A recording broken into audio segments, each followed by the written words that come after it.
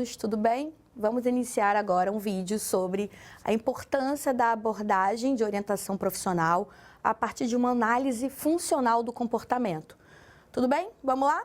Bem, então, para entender que sentido faz ou quais características de uma análise funcional do comportamento dentro do processo de orientação profissional, é importante entender que uma análise funcional ela tem características na vertente behaviorista.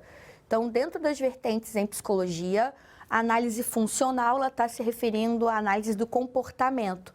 Então, olha como faz sentido pensar escolhas profissionais a partir de comportamentos. Comportamentos que são adquiridos, que são aprendidos, reforçados, ou até aqueles que são extintos. Então, não fazemos nossas escolhas ao acaso. De acordo com a vertente do funcionalista, do comportamento, as nossas escolhas têm a ver com modelos aprendidos de comportamento. E até mesmo o processo que a gente provoca na orientação profissional, de fazer pesquisas, de fazer buscas, de entrevistar profissionais que atuam naquela área. Tudo isso faz parte de um comportamento, de um certo ativismo do sujeito. Então, pensar a análise funcional dentro da orientação profissional faz todo sentido, especialmente por conta de reforço e punição, que vai modelando o nosso comportamento ao longo da vida. E se a gente está pensando uma vertente funcional, uma vertente behaviorista de psicologia, alguns teóricos são clássicos, são fundamentais de serem trazidos nesse debate. Então, especialmente Watson, Pavlov, que fazem parte de um behaviorismo mais metodológico, uma abordagem mais clássica dentro da psicologia comportamental, assim como a vertente mais operante, mais radical do behaviorismo que vem com Skinner. Então, relembrando um pouco esses dois autores, essas duas vertentes, o behaviorismo metodológico, ou condicionamento clássico, ele está muito capturado pela ação e resposta, Então, basta lembrar o experimento clássico do Pavlov, da salivação dos cães, onde ele vai fazer ali um experimento em que o condicionamento se dá a partir de introdução de estímulo neutro.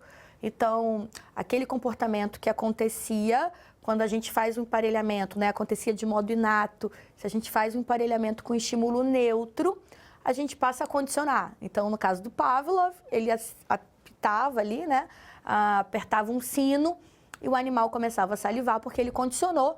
Assim como o Watson, também vai fazer o condicionamento de emoções com o experimento do pequeno Albert. Não sei se lembram desse experimento clássico. O Watson é aquele teórico que vai dizer: me dê meia dúzia de bebês que eu transformo eles no que vocês quiserem. Num médico, num ladrão, num advogado. Então, o Watson ele fala de um lugar extremamente vivo e pulsante da escola behaviorista, que é o do condicionamento. Então, com o experimento do pequeno Albert, ele vai nos apontando que é possível condicionar emoções. O experimento do pequeno Albert era uma criança, um bebê, com um animal de pelúcia, e essa criança não tinha nenhum medo desse animal de pelúcia, mas o Watson vai fazer um emparelhamento com um estímulo de barulho. Então, toda vez que o bebê estava ali interagindo com o animal de pelúcia, o Watson, então, tocava um sino muito alto. E aí, com o emparelhamento, aquele bebê começou a ficar manifestando reações de choro ao ver o bicho de pelúcia, porque ele tinha reação de choro com barulho. Mas, ao condicionar barulho e a apresentação do estímulo, ele também começou a manifestar reações de medo ao urso de pelúcia, o bichinho de pelúcia, acho que era um ratinho de pelúcia. Então, isso é um condicionamento clássico, um condicionamento de um behaviorismo metodológico.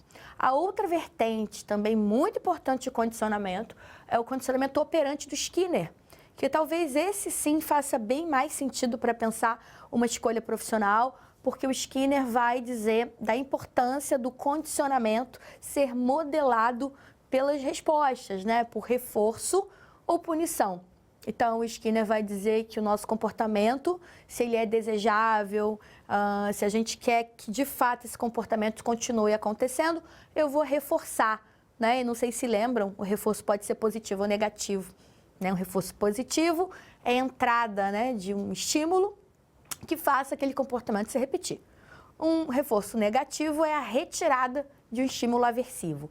Mas se em contrapartida eu quero enfraquecer um comportamento, quero desvalidar esse comportamento, eu vou lançar a mão da punição. E punição também é a entrada ou retirada de estímulos para fazer aquele comportamento se enfraquecer ou diminuir, né? Então, Skinner e o seu condicionamento operante acaba sendo uma vertente interessante para pensar as escolhas profissionais, inclusive as não escolhas. E aí, por fim, né, eu falei do Watson, falei do Skinner, a gente também tem um autor dentro da vertente behaviorista muito interessante para pensar a orientação profissional, que é o Albert Bandura. Porque o Bandura, ele fala de uma aprendizagem vicária ou por observação. Então, o quanto uma escolha profissional, ela não pode ou não é trazida ou reproduzida por conta de modelos, sejam familiares, né, seja da mídia, seja dos amigos, né? Então, o Albert Bandura também é um autor que pode contribuir muito para pensar essa vertente mais funcional, aí, funcionalista dentro do funcionamento da orientação profissional. Ok? Então, com isso, eu estou terminando o vídeo, só para apontar aí os 3 grandes autores que trouxemos para discutir orientação profissional, pensando a modelagem, né, ou modelação de comportamento, o Watson, né, com um behaviorismo mais metodológico, Skinner, com esse behaviorismo mais radical, um condicionamento operante de reforço e punição para modelar comportamentos, e por fim o Albert Bandura, que ele fala de uma aprendizagem por observação de comportamentos. O Bandura vai falar de modelação de comportamentos. Então a gente repete ou não repete comportamentos olhando para um ator, né? Olhando para o indivíduo e observando os comportamentos e as estratégias, né? Os reforços e punições que aquele ator, que aquele indivíduo recebe. Ok? Então, com isso, a gente termina o vídeo. Espero ter ajudado para refletir sobre esse tema. Até mais!